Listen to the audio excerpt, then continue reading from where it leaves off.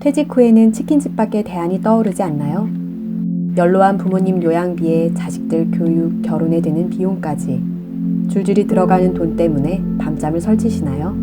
은퇴자 혹은 은퇴를 준비하는 사람들에게 1인 지식 사업가로 자신있게 인생 2막을 맞을 수 있다고 말하는 사람이 있습니다. 30대 후반에 직장을 그만두고 사업을 시작했다가 동업자의 사기로 10억 원이 넘는 빚을 진 이 남자.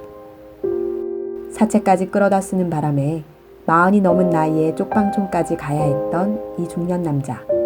그가 인생을 송두리째 변화시키기로 결심한 지 10년이 지났습니다. 이제 그는 모든 빚을 갚았을 뿐 아니라 부동산 투자 전문가, 강사, 컨설팅 대표로 활동하며 수십억 자산가가 되었죠. 바로 구독자 29만 명을 보유한 유명 유튜버 다니쌤입니다. 당신의 꿈을 현실로 행복 좋지 다니쌤. 돈은 쓸 만큼만 있으면 된다. 깨끗하고 착한 사람은 부자가 될 수 없다. 이 말에 동의하시나요? 저자는 어린 시절부터 자연스레 따라온 이 말들에 더 이상 동의할 수 없다고 말합니다.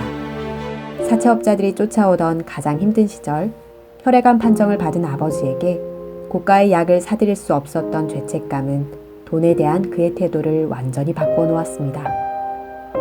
돈을 부정적으로만 볼 게 아니라 오히려 돈이란 나와 가족, 그리고 주변 사람들을 위해 또 이 세상을 위해 꼭 필요하고 좋은 수단이라는 사실을 깨달은 것이죠.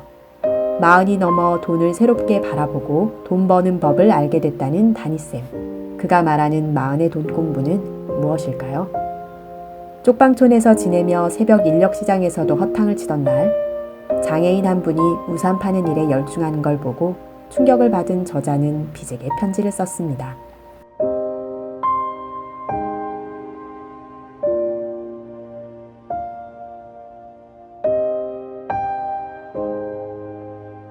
못 견딜 만큼 큰 고난을 겪고 계신가요?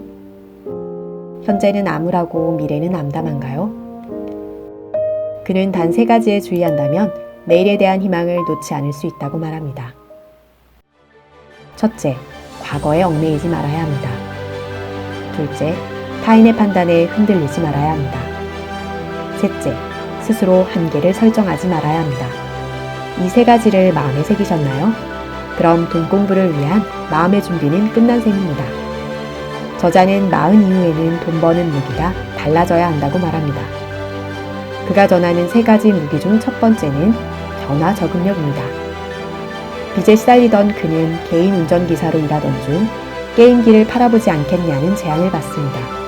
어떻게라도 빚을 갚을 생각에 게임기 판매를 시작하지만 결과는 신통치 않았습니다. 그러던 중 우연히 블로그를 통해 상당수의 게임기가 판매된다는 사실을 알게 되었죠. 밤낮 없이 블로그에 매달리기를 10개월. 블로그 마케팅으로 서서히 돈을 벌게 된 그는 급기야 블로그를 팔라는 제안을 받아 2억 원을 받고 블로그를 팔기까지 합니다. 이때부터 저자는 대중에게 인기 있는 플랫폼을 눈여겨보기 시작합니다. 블로그 마케팅이 시들해지자 페이스북이 대세가 됩니다. 페이스북에서 인스타그램, 인스타그램에서 유튜브로 사람들의 관심은 계속해서 이동합니다. 2018년 유튜브 시장이 커질 거라 확신한 저자는 유튜브에 모든 역량을 집중합니다. 그 후 1년, 그는 29만 명의 구독자를 보유하고 월 1,000만 원 이상의 광고 수익을 올리는 유명 유튜버가 되었습니다. 다니쌤은 말합니다. 변화의 추이를 눈여겨보고 이를 활용할 줄 알아야 한다고 말이죠. 40의 돈 공부 2번째 무기는 문제 해결력입니다. 저자는 돈을 벌려면 2가지 문제를 해결해야 한다고 말합니다. 바로 시간과 돈입니다. 고객의 돈과 시간에 대한 고민을 해결하는 데 집중하면 자연스레 돈이 벌린다는 것이죠. 백지를 꺼내 왼쪽에는 시간, 오른쪽에는 돈이라 적고 그 아래에 고객이 겪는 시간과 돈에 대한 고민, 그리고 해결 방법을 적습니다. 이렇게 구체화하고 나면 훨씬 더 고객의 입장에서 생각하게 되고 그럼으로써 고객의 선택을 받을 확률이 높아집니다. 하지만 문제의 원인을 파악했다 해도 실행하지 않으면 아무것도 해결되지 않는다는 걸 명심해야 합니다. 40의 돈 공부 3번째 무기는 차별화입니다. 저자가 추천하는 1인 지식 사업가에게 차별화는 필수 요소입니다. 이 차별화에는 가치가 포함되어야만 합니다. 본인과 고객 모두에게 새로운 가치를 제공할 수 있어야 진정한 차별화라고 말할 수 있습니다. 플랫폼 마케팅에 뛰어든다면 좋은 정보와 가치가 담긴 나만의 콘텐츠를 만드는 데 집중해야 합니다. 물론 처음에는 잘 되지 않을 게 뻔합니다. 반응도 신통치 않겠죠. 하지만 저자가 추천하는 단순하게, 무식하게, 그리고 지속적으로 해야 한다는 단무지 법칙을 실행해보세요. 어느새 컨텐츠를 만드는 일에 익숙해지고 또 반복할수록 탁월해질 테니까요.